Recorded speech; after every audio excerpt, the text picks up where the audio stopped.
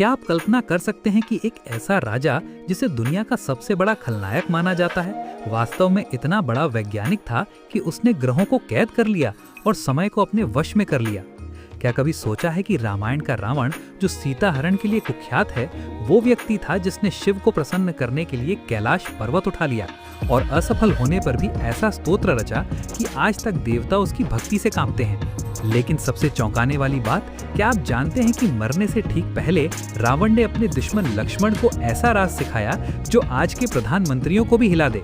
एक राज जो अगर पहले पता चल जाता तो शायद रामायण की कहानी ही बदल जाती।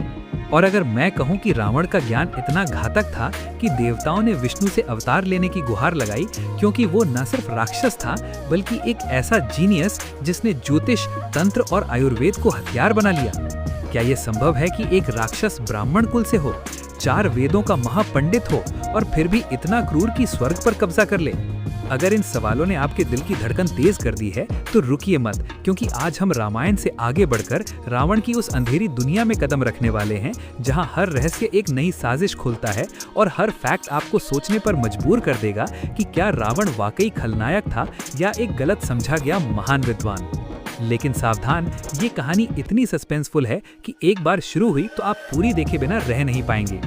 क्या आप तैयार हैं इस रहस्यमय यात्रा के लिए जहां हर मोड़ पर एक शॉकिंग खुलासा इंतजार कर रहा है? अब आइए इस रहस्य की जड़ों में उतरें। रावण को सिर्फ एक राक्षस राजा मानना आपकी सबसे बड़ी गलती होगी, क्योंकि वो ब्राह्मण कुल का वंशज था, विश्रवा ऋषि का पुत्र, जो पुलस्त्य ऋषि के वंश से थे। पुलस्त्य ब्रह्मा जी के मानस पुत्रों में से एक, लेकिन उसकी माँ कैकसी राक्षस कुल से थी। क्या ये विडंबना नहीं कि एक ब्राह्मण और राक्षस का मिश्रण ऐसा व्यक्ति पैदा करे जो देवताओं को चुनौती दे? रावण का जन्म ही एक सस्पेंस से भरा था। पुराणों के अनुसार कैकसी ने विश्रवा से संतान मांगी, लेकिन गलत समय पर, जिससे रावण में राक्षसी गुण आए। लेकिन क्या आप जानते हैं कि बचपन से ही रावण ने तपस्या शुरू कर दी? हजारों वर्ष की तपस्या से उसने ब्रह्मा जी को प्रसन्न किया और वरदान मांगा कि कोई देवता, दानव, गंधर्व या यक्ष उसे मार न सके। रावण 4 वेदों ऋग्वेद, यजुर्वेद, सामवेद और अथर्ववेद का गहन अध्येता था। वह 6 दर्शनों न्याय, वैशेषिक, सांख्य, योग, पूर्व मीमांसा और उत्तर मीमांसा में पारंगत था। लेकिन उसकी विद्वत्ता यहाँ खत्म नहीं होती। वो ज्योतिष शास्त्र का ऐसा महाविद्वान था कि रावण संहिता नामक ग्रंथ रचा, जो आज भी ज्योतिष की बाइबल मानी जाती है। क्या आप विश्वास करेंगे कि इस ग्रंथ में रावण ने 9 ग्रहों के प्रभाव, राशियों, नक्षत्रों और कुंडली के रहस्यों का ऐसा वर्णन किया है कि आधुनिक ज्योतिषी भी उसका उपयोग करते हैं। उदाहरण के लिए, रावण संहिता में वो बताता है कि शनि की महादशा कैसे जीवन को उलट-पुलट कर सकती है और कैसे ग्रहों की युति से भविष्य बदला जा सकता है। लेकिन सस्पेंस यहाँ है, रावण ने इस ज्ञान का उपयोग सिर्फ भविष्य देखने के लिए नहीं किया, बल्कि ग्रहों को कैद करने के लिए। पुराणों में वर्णित है कि रावण ने सूर्य, चंद्र, मंगल, बुध, गुरु, शुक्र, शनि, राहु और केतु, इन सभी को अपनी तंत्र साधना से वश में कर लिया। क्या ये कल्पना से परे नहीं? वो खगोल विज्ञान का ऐसा ज्ञाता था कि वो जानता था कि ग्रहों की स्थिति कैसे ब्रह्मांड को प्रभावित करती है, और उसने इस ज्ञान से समय को नियंत्रित करने की शक्ति हासिल की। क्या आप सोच सकते हैं, एक राक्षस राजा जो समय का स्वामी बन गया, ये देवताओं के लिए इतना बड़ा खतरा था कि वे कांप उठे, क्योंकि अगर रावण समय को रोक सकता था तो देवलोक की सत्ता हिल सकती। लेकिन रुकिए, ये तो सिर्फ शुरुआत है। रावण की असली शक्ति उसके तंत्र ज्ञान में छिपी थी। तंत्र विद्या, जो अथर्ववेद से निकली है। रावण इसमें सिद्धहस्त था। वो इंद्रजाल, एक मायावी विद्या का मास्टर था, जिससे वो भ्रम पैदा कर सकता था, दुश्मनों को सम्मोहित कर सकता था। रामायण में याद कीजिए, जब रावण ने माया सीता का निर्माण किया तो वो तंत्र का ही कमाल था। क्या ये शॉकिंग नहीं कि एक राक्षस इतनी उन्नत माया रच सकता था? पुराणों के अनुसार रावण ने शिव जी की तपस्या से ऐसी सिद्धियां प्राप्त की कि वो अदृश्य हो सकता था, आकार बदल सकता था। लेकिन सबसे सस्पेंसफुल घटना, कैलाश पर्वत उठाने की कोशिश। रावण इतना अहंकारी था कि उसने शिव के निवास कैलाश को उठा लिया, लेकिन शिव के पैर के अंगूठे से दबने पर वो चीख उठा। और उस दर्द में क्या हुआ? रावण ने शिव तांडव स्तोत्र की रचना की। सुनिए उसके श्लोक।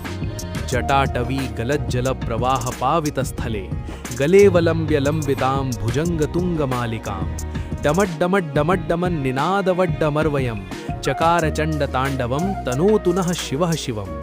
ये स्तोत्र इतना शक्तिशाली है कि आज भी शिव मंदिरों में गाया जाता है।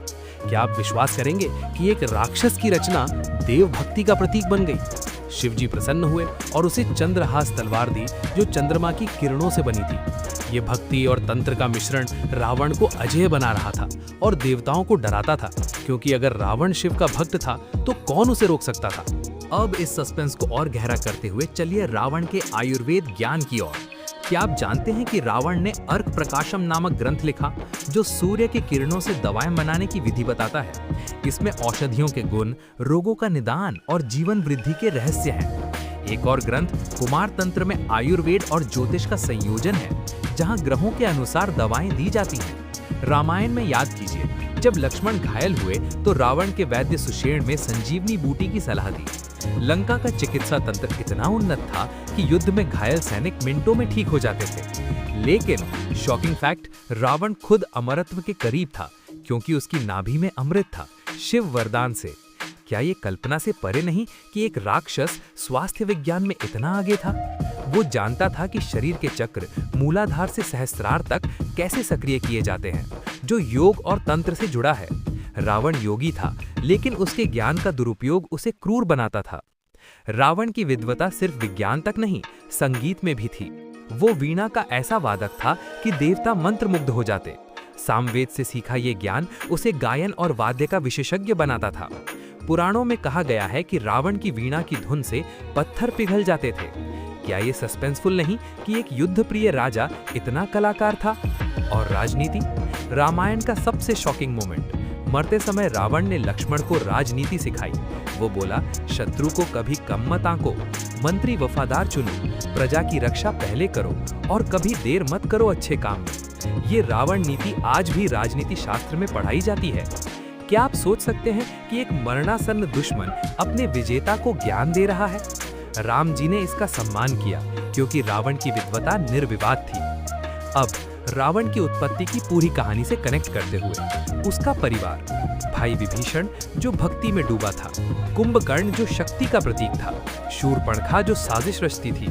लेकिन रावण सबसे महत्वाकांक्षी था। उसने तपस्या से शक्ति पाई और फिर विजय अभियान शुरू किया। वो यम, वरुण, कुबेर को हराया, इंद्र को कैद किया, स्वर्ग पर कब्जा किया। क्यों? क्योंकि उसका ज्योतिष ज्ञान उसे भविष्य बताता था, तंत्र से वो माया रचता था, आयुर्वेद से सेना मजबूत करता था। पुष्पक विमान जो कुबेर से छीना, खगोल विज्ञान से चलता था, माया से उड़ता था।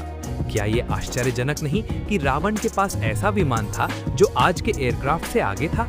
आयुर्वेद में अर्क प्रकाशम में सूर्य किरणों से रसौषधि बनाना, जैसे स्वर्ण भस्म से अमरत्व। रावण की सेना में जड़ी बूटियां जैसे संजीवनी। संगीत, वीणा से शिव तांडव, पूरी रचना में 15 श्लोक, हर एक शिव की महिमा। राजनीति, रावण नीति, दूत कभी झूठ न बोले, सेना हमेशा तैयार रखो। लक्ष्मण ने इसे सुना, राम को बताया। उसके कॉन्क्वेस्ट्स, कुबेर से लंका छीनी जो मूल रूप से विश्रवा की थी, इंद्र को हराकर इंद्रजीत नाम दिया पुत्र को। देवताओं का डर, क्योंकि रावण वेद जानता था, उनके मंत्र चुरा सकता था। वो ब्रह्मास्त्र, पाशुपतास्त्र जानता था। रावण की विरासत, आज श्रीलंका में रावण की गुफाएं जहां वो तप करता था। कुछ समुदाय उसे पूजते हैं क्योंकि वो विद्वान था।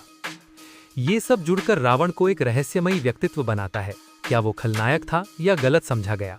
क्या उसका ज्ञान आज उपयोगी है? ज्योतिष में रावण संहिता पढ़ी जाती है, तंत्र में उसके मंत्र, लेकिन सावधान, दुरुपयोग ना करें। अंत में सोचिए, अगर रावण आज जीवित होता तो क्या करता? क्या देवता फिर डरते? ये सवाल आपको रात भर सोचने पर मजबूर कर देगा।